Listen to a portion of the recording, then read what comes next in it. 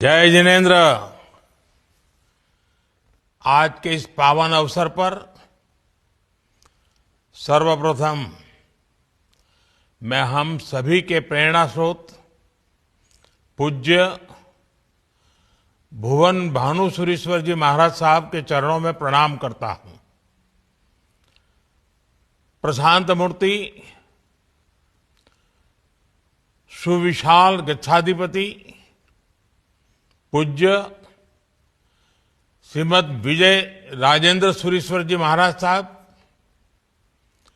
पूज्य गच्छाधिपति श्री कल्पतरु सुरीश्वर जी महाराज साहब, सरस्वती कृपापात्र परम पूज्य आचार्य भगवंत श्रीमद विजय रत्न सुंदर सुरीश्वर जी महाराज और इस समारोह में उपस्थित सभी साधु साध्वी को मैं नमन करता हूं। ऊर्जा महोत्सव इस समिति से जुड़े सभी सदस्यों, भाई श्री कुमार पाल भाई, कल्पेश भाई, संजय भाई, कौशिक भाई, ऐसे सभी महानुभावों का भी मैं अभिनंदन करता हूं। पूज्य संतजन, आज हम सभी श्रीमद विजय रत्न सुंदर सुरीश्वर जी महाराज साहब की 500वीं पुस्तक के विमोचन के पुण्य भागी बन रहे हैं।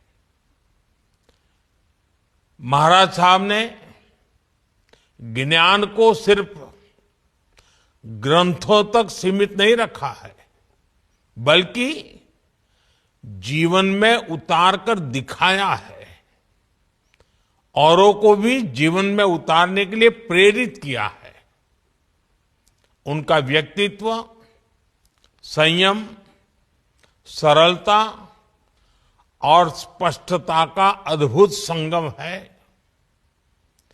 जब वे लिखते हैं तो शब्दों में अनुभव की गहराई होती है। जब वे बोलते हैं तो वाणी में करुणा की शक्ति होती है, और जब वे मौन होते हैं तो भी मार्गदर्शन मिलता है। महाराज साहब की 500वीं पुस्तक का विषय प्रेमनु विश्व અને વિશ્વનો પ્રેમ, ये शीर्षक अपने आप में कितना कुछ कह देता है। मुझे विश्वास है कि हमारा समाज, हमारे युवा और पूरी मानवता उनकी इस रचना का लाभ उठाएगी। इस विशेष अवसर पर ऊर्जा महोत्सव का ये आयोजन जन जन में एक नई विचार ऊर्जा का संचार करेगा। मैं आप सभी को इस अवसर की बधाई देता हूं।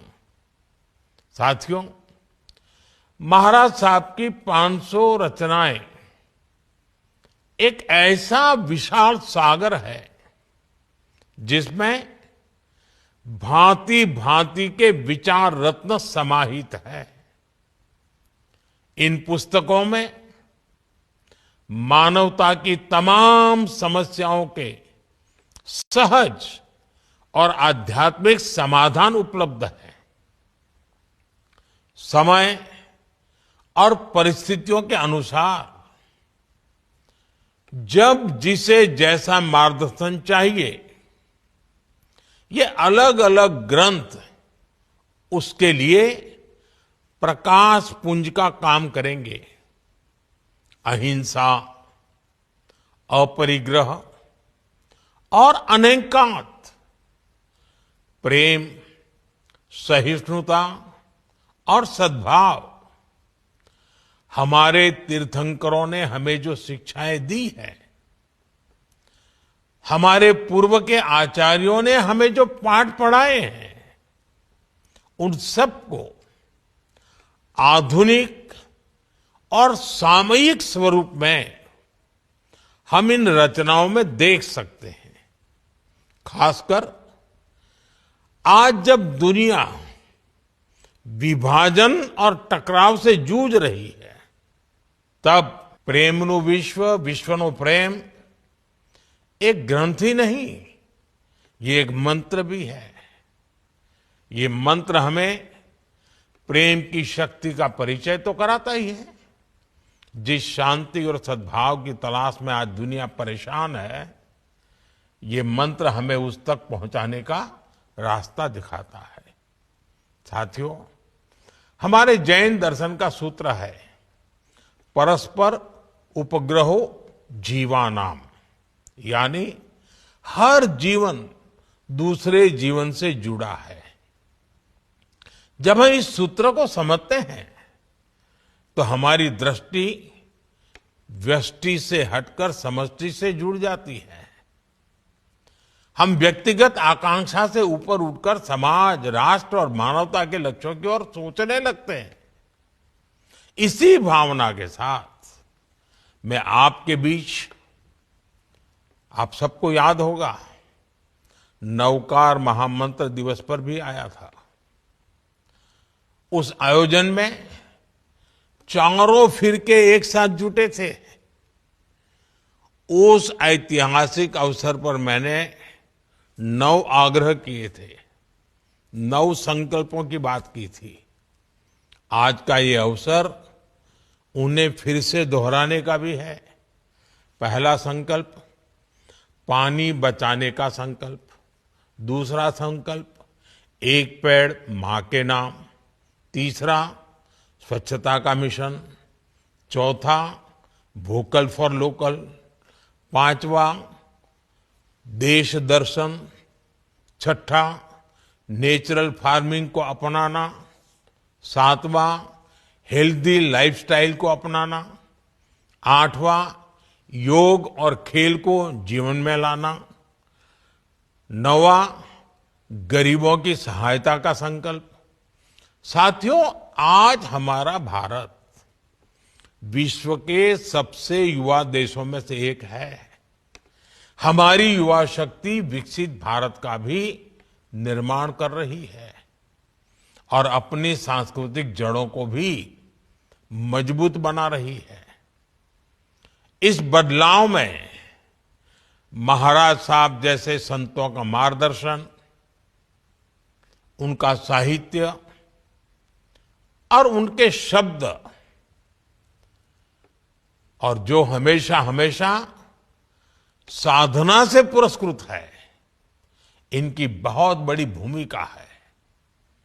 मैं एक बार फिर उनके प्रति कृतज्ञता व्यक्त करते हुए उनकी 500वीं पुस्तक के लिए शुभकामनाएं देता हूं।